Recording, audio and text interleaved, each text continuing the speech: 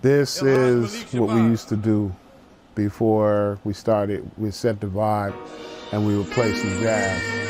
And all the brothers would sit around and we'd light up some incense. We had some sage going, the herb in the air, and just vibe off a bunch of dope jazz records. And we just be talking and communicating what's going on in the room, bring spirits into the room that we want to connect with us.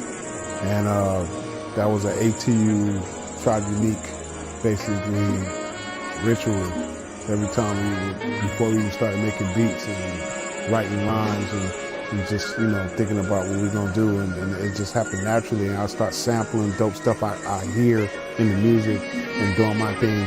And Abstract, he'd be in the corner with his book. He had a big green log, and he'd be jotting down little things he might have heard in these jazz songs or something that they might have said, whether it be male or female, or something they said, and he'll take that and twist it into something that he's gonna rhyme about and something future that we would do, because I'll hear it in the song. And we have a song called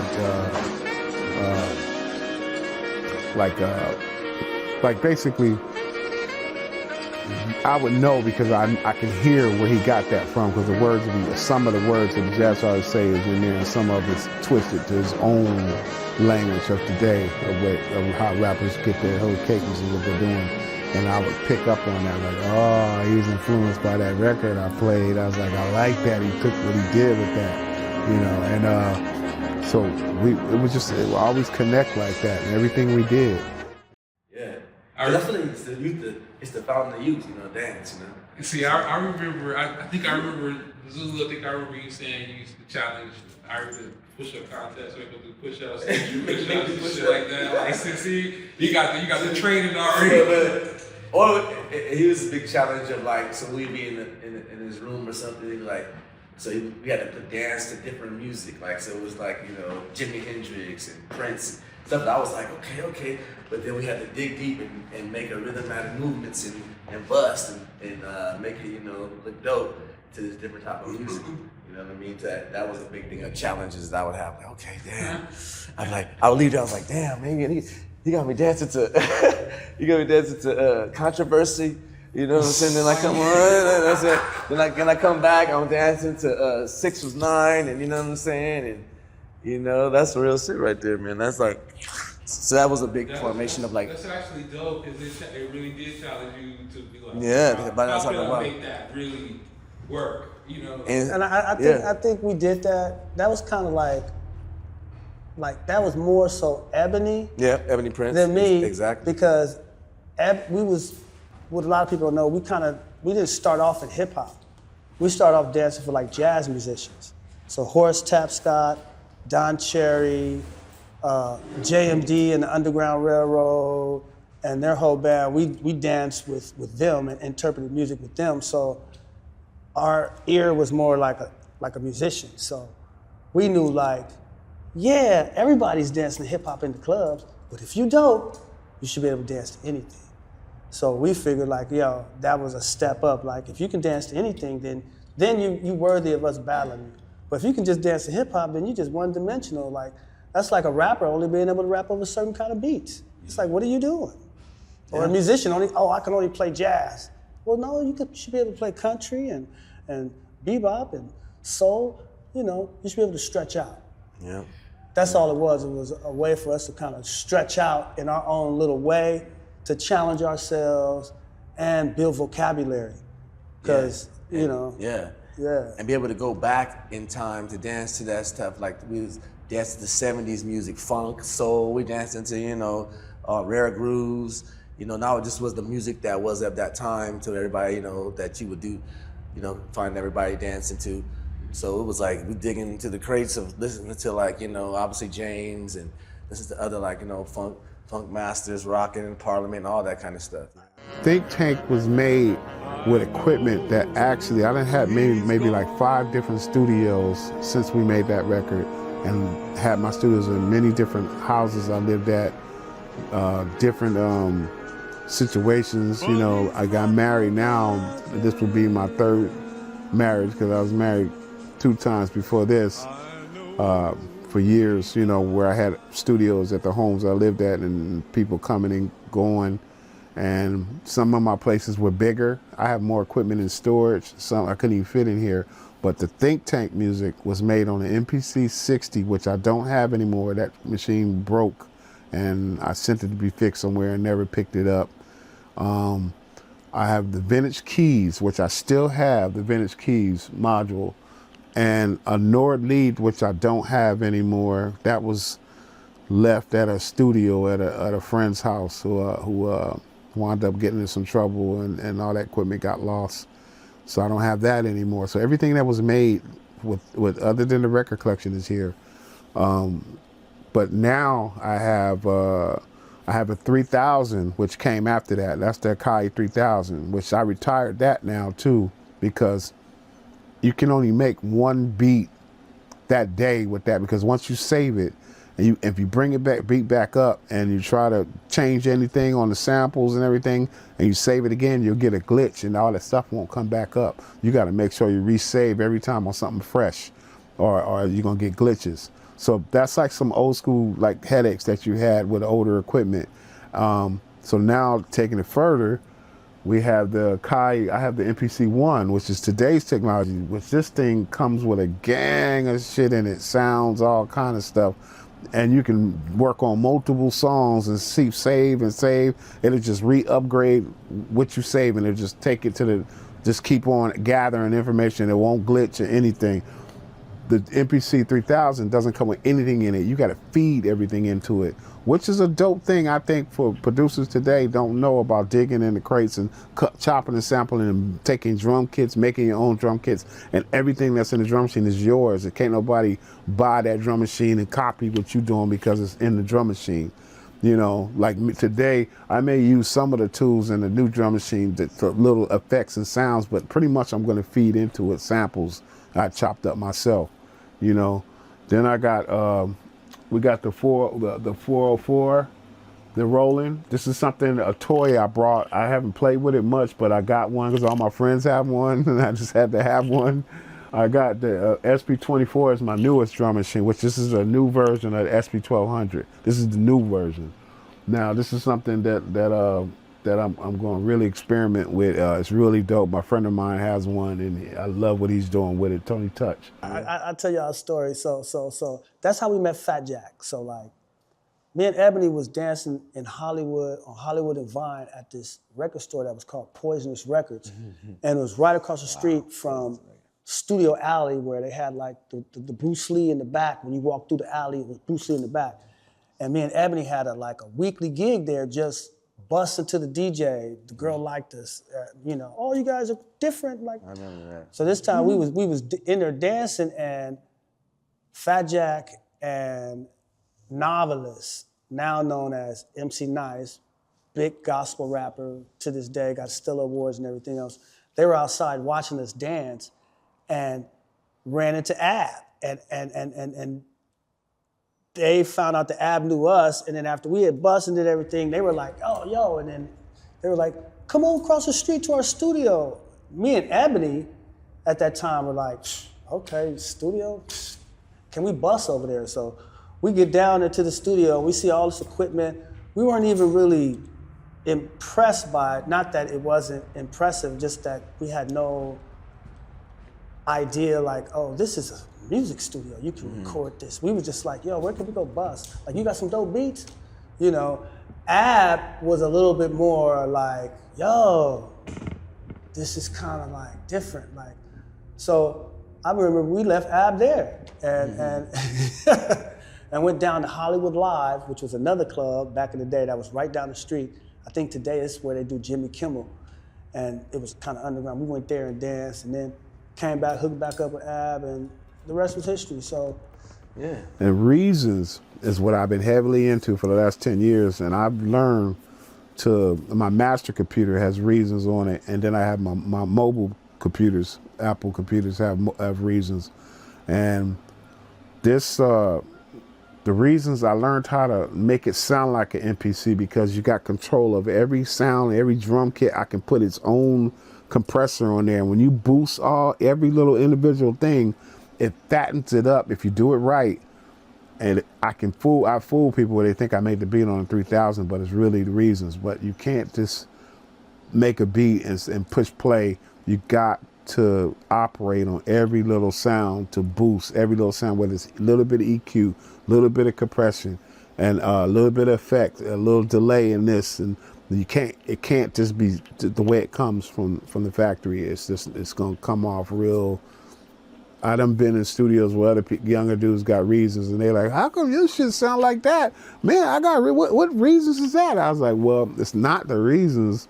It's what you're doing with each pieces of sounds you're using, from the drums, the samples, and everything. You gotta operate on every little sound. You gotta sit there for about 30, 40 minutes with every little sound and manipulate it to what you want. Then in the end, it's all gonna be big, and then you gotta compress that all down to where it's not too much. It's not overdoing it. You know what I mean? You know, and then of course I got all the modules, my Roland, my Proteus, Yamaha, my vintage keys. Yeah, that's pretty much it right there. Those right there are my babies. Once I can get those, I got a Moog back there too. All those modules go with the 3000, which I will link that back into the unit when I move out of this small room and I have more room to spread out and get everything like set up the way I really want it. I still make music the same way I did back then, but the equipment is more new technology. You can move a little faster and you have a little more sample time. You only have so many minutes of sample time on that old equipment. Now I got infinity. I can just, wherever my ideas come to my head and just knock it out. And it's almost overwhelming where you just like, damn, what else can I do? And you're spoiled and you're doing too much. Sometimes you got to pull back. Tapping in the source. Tapping in the source. Speaking of sources and vibes, you know, I'm right here, Cass Cafe, Lamert Park, and just the vibrations of Tribe Unique and vibes of Abstract here in this very spot we're in right now, dancing on this carpet right here. Beautiful vibrations. And then right outside is where, you know, my drum journey, a lot of my drum journey began in the Lamert Park Drum Circle with Udita and all those masters out there. And this typically gonna go on is going to Frisco, you know. And like I said, we took plane, trains, and automobiles, going to different, you know, theaters and arenas there, and taking that whole Tank vibe, and yes, and then having that audio-visual experience with my brethren, and yeah, and having the people, you know, really feel that link. Like I said, the link between the rapping and the music, and it coming melting together, and having this like total like, you know, experience. Like I said, like that's what we had, and that's where it happened a lot up there. Like I said, going up north, you know, hanging out, Ocean Floor, Jerry, you know, all them. So it happened. A lot of good things happened up there, and sharing that the AV 2000. We had audio visual 2000. You know, we had Freestyle Fellowship rocked with us up there. So yeah, it was a lot of good memories and experiences as we traveled doing the audio visual experience, ATU Abstract Tribe Unique. Yeah, I'm on. You know what I'm saying? What's wrong with you, you man? feel it. What You the know? hell? What's with the football? You know what I'm saying? Like, are you audible or somewhere? It's go. Where the blitz coming from? Like, And now I'm gonna show you one of my reasons for my laptop. This is the music I'm doing from there. Like that. And one thing I like about this reason is I can have about 4 or 5 different beats I'm working on and just go to another screen, to the next screen, to the next screen. And I don't feel like working on this one and come back to it. I just go to the next screen and work on that beat for a minute and what I'm doing. And okay, let me stop on here. Let me let that rest for a minute. I go back to another one I'm working on and say, oh yeah, now I hear something because my ears are refreshed on what I'm doing. And that's what I like about this computer, because I used to hate on computers, but I hated on it when everybody only had like Cakewalk, stuff like that. If everybody know what that is, that was garbage. My brother used to have a Cakewalk, and I couldn't understand that shit. It was not hip hop. But when they came with the Reasons, even the first Reasons they came out with, that shit was booty to me. And so it wasn't until they upgraded and got it to almost look like an NPC on the picture of the drum machine and things that got my interest, and I was able to chop up samples and kind of treat it like a drum machine. I just had to get used to playing with the keys, and then I started getting with the big keys. I have big keyboards, Then I started getting those medium-sized ones with the pads to give me still the drum machine feel. Then I started getting comfortable with it. Then I got really good in learning all the things that was available for it, so I'm gonna stop this one. And I have a drum beat and I'd be playing something like drum beat like this, and we just be starting to.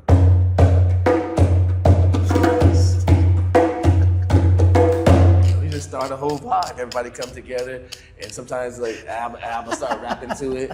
You know what I'm saying? And we'll make it like a whole vibe, and then the energy would come, and I might start chanting. I might start, doing some dance or whatever. So those are some vibe builders. And if we was in Frisco, we had people like, what's the brother's name? Sach G. Sach G, yeah. Even Grouch, Yeah. Sunspot and Tommy, fucking the Loonies, Hyro. Lots of brethren insisting them come and vibe with us. But if I'm to reflect on a day, I would say it would start off with us getting up in the morning. Shout out to Jerry from Ocean Floor Records, man. Shout out to Jerry from Ocean Floor Records.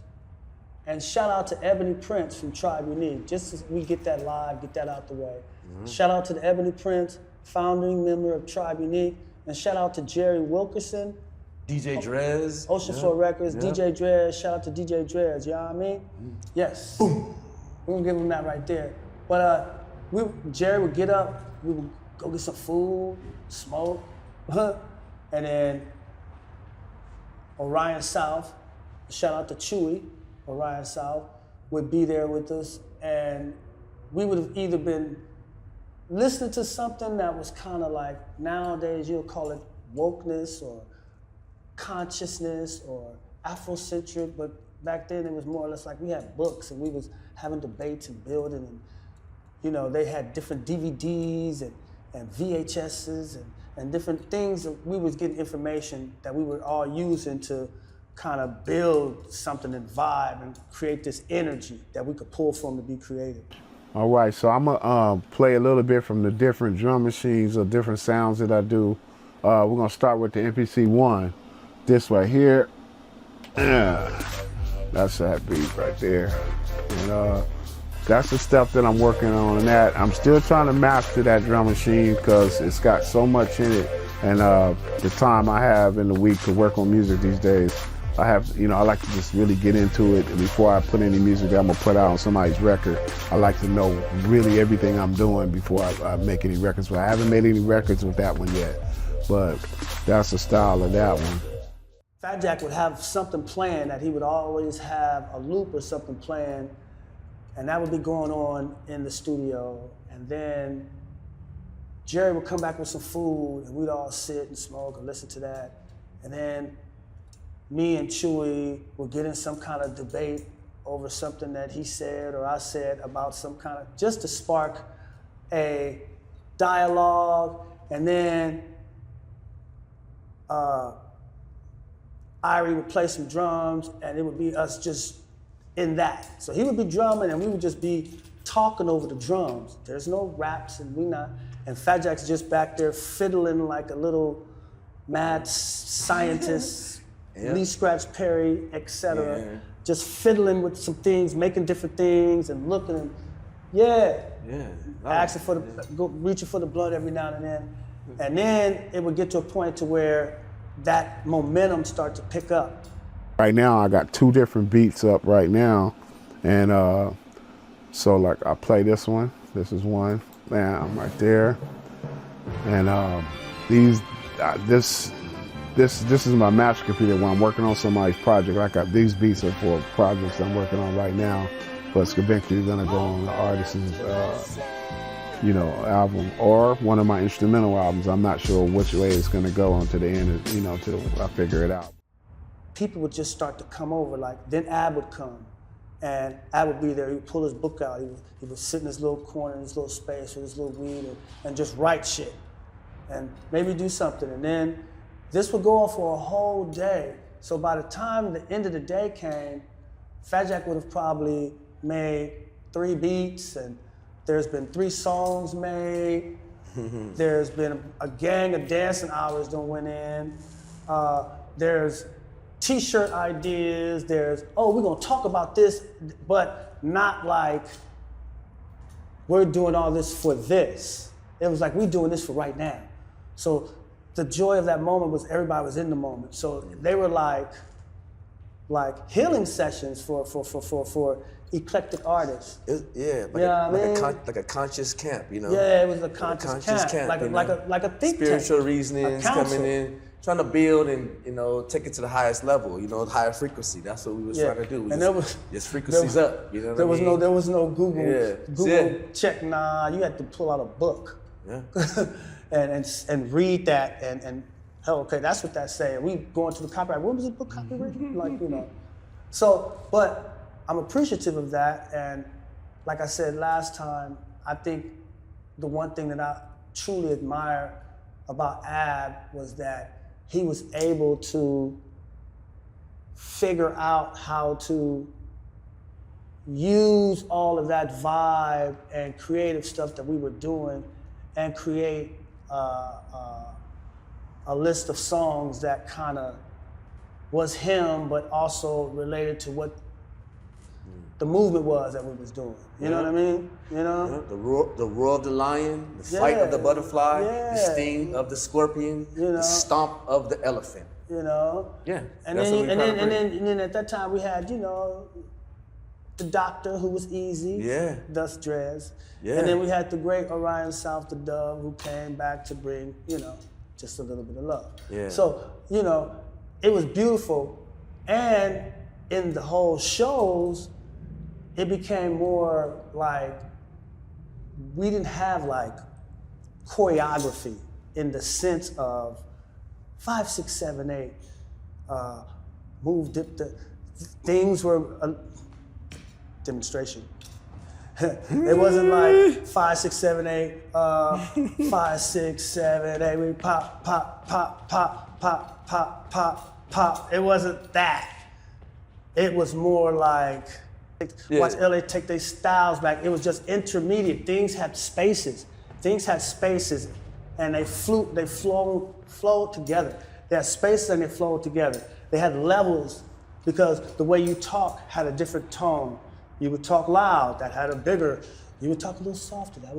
So everything was based off of what you're saying, what we doing, what the music is doing, what the fashion is. It was just a whole movement. We were really trying to just do like West Coast, Sly Stone, Parliament.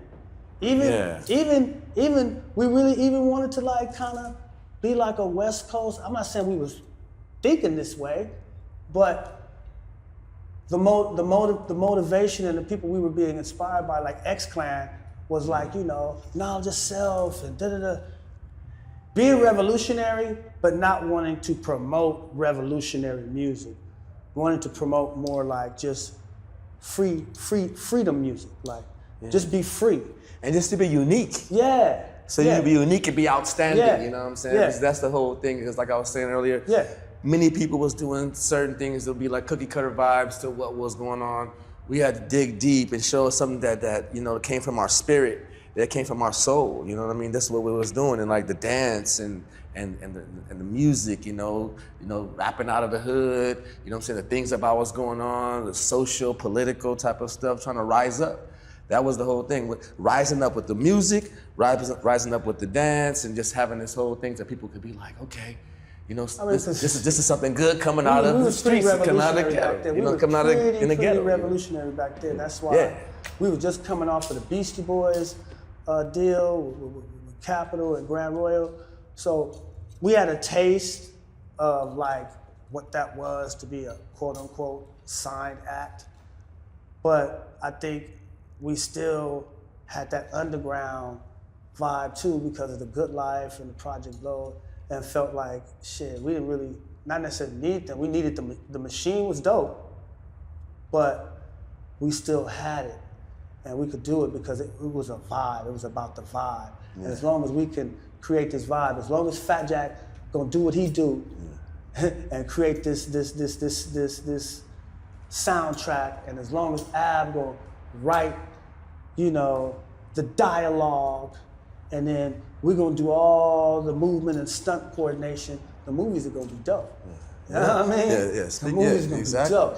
Speaking of opening up like that, that's why, you know, speaking of like thinking about Drez, and I was thinking about wanting to say that he opened up a lot of vibe in kind of eclectic sense, coming with like, you know, his sound, mixing it with he had, you know, the jata sound and mixing all of that together, and it actually opening up the reggae journey for me and doing music, how we like have a project together also. So just that whole thing, you know, and having that, you know, enlightenment from different people coming from, you know, high frequency background and spiritual background gave us, you know, a big jump, a big, I say, boost in what we was trying to do, what we were doing, and we were executing it, and what we continue to do.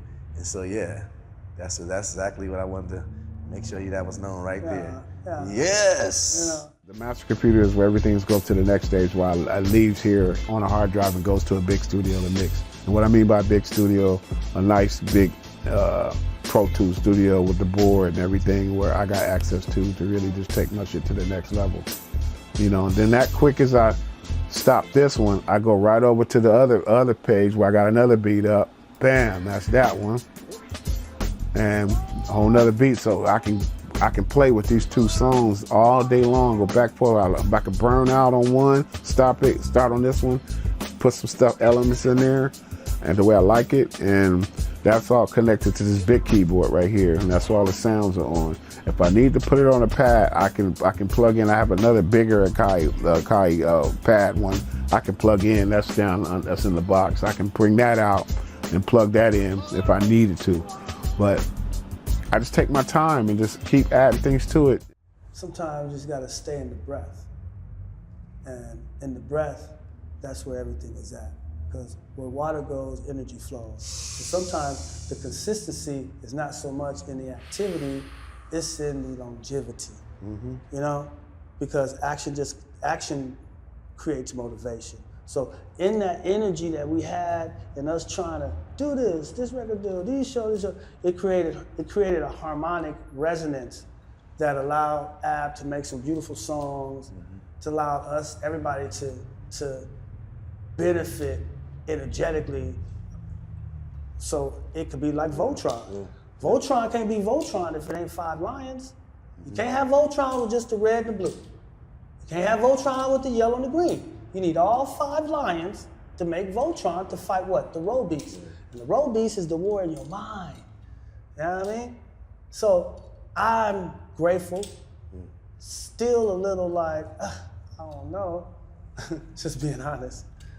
But I trust my brothers that we're still immensely, even now, more talented than ever and able to bring that to the table to do this and make this harmonic resonance of creativity be what it is.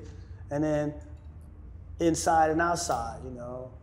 Yeah, like you inside said. the circle, we're one. Mm-hmm. You know what I mean? Inside the circle, we won.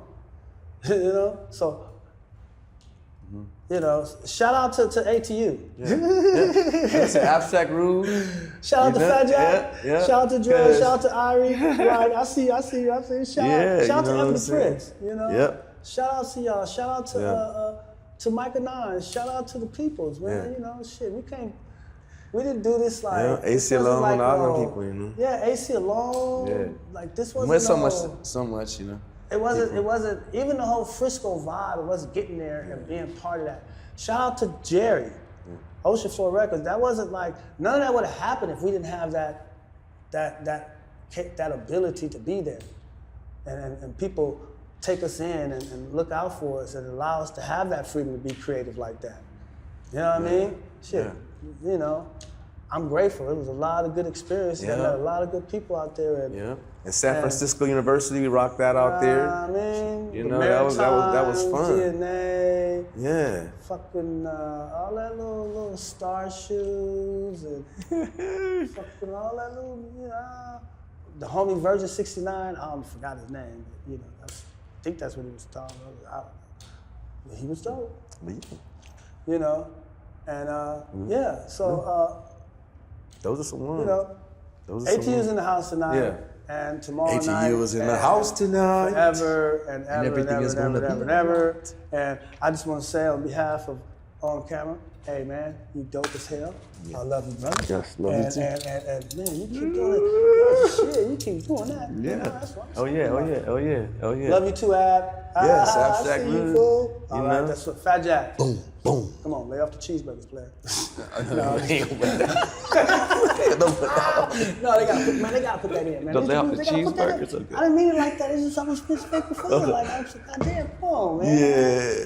You know, Let me get this one. Let me get this one. Let me get this one real quick. you gotta change your thoughts. You gotta free your mind. You gotta observe a place where there's no time. What we think, we become. Thoughts of life, actions of love. Check this out. They poison the air, pollute the wild, destroy the earth and our mothers and fathers, control our thoughts to create our fears by making us believe in something that's not real. Yeah. You see what they're doing, right? Through these streets, we will conquer evil. We will save the land with a cipher that's so strong. And through these beats, we will conquer evil. We will save the land with a cipher that's so strong. Yeah. Watch this, watch this. In 1998, we made a record, but they say they went to the moon. They run, they hide, they slay, they glide, because they want to be on the moon. I'm being politically correct because I know who really is on the moon, but they sent the rainbow and everybody was selected because they want to be on the moon. I say, why you go up there? Can't you fix down here? Because they want to be on the moon. But if you're going to buy an ATU album, then buy that motherfucker on the moon. Love and peace, love and peace, love and peace. Streets never sleep, and the hustlers find the beat. Trying to make a